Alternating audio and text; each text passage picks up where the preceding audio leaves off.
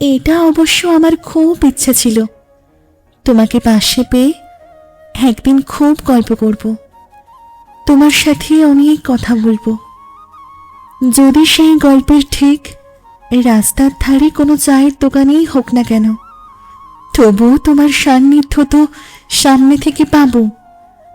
আসলে এই ফেসবুক মেসেঞ্জারে তোমার সাথে কথা হলেও তাতে যেন কোনো সন্তুষ্টি পাই না।